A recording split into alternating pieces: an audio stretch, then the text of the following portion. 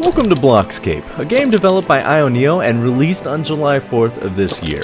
When I was dropped into this world, I was immediately reminded of Minecraft because of how it plays, the interface, and because I had absolutely no clue what I was doing.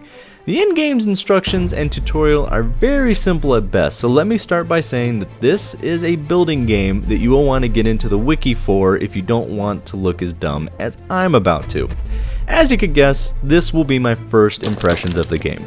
Visually, it's stunning, minus a few graphical glitches from time to time. The water effects are solid for an indie game, the reflections are very clear, and the detail is most certainly present.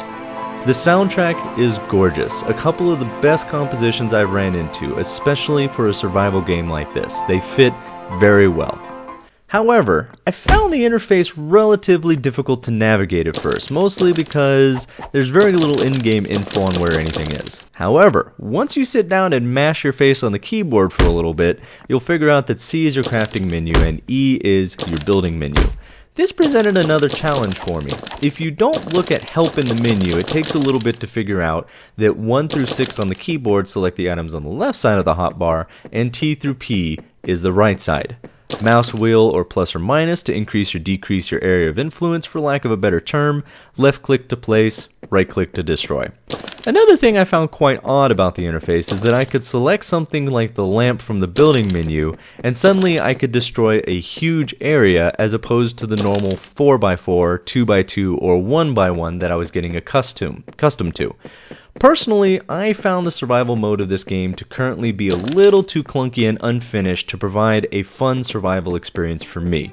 But the creative mode was fantastic. The ability to access any and all blocks/recipes that I needed, coupled with an enjoyable placement system, quickly allowed for me to get to work on making my own little home.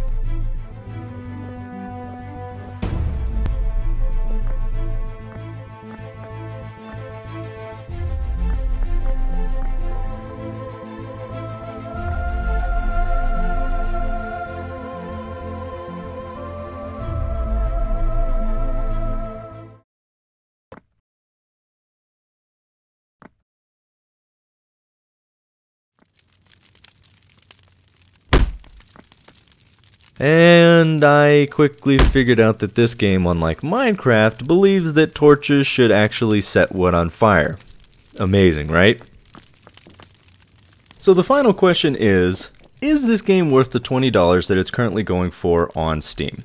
As an overall experience and a game that you want to support the developer for because he is still working on this game, I want to say yes. However, if you're looking for a good survival experience that we've come to expect for survival games like Minecraft, which I compared it to in the beginning, I'll say hold off because there is still a lot of work that has to be done on survival. He's still working on content for that. You're not going to run around and find, keeps and castles with crazy amounts of loot and run into skeletons and zombies and all that kind of stuff.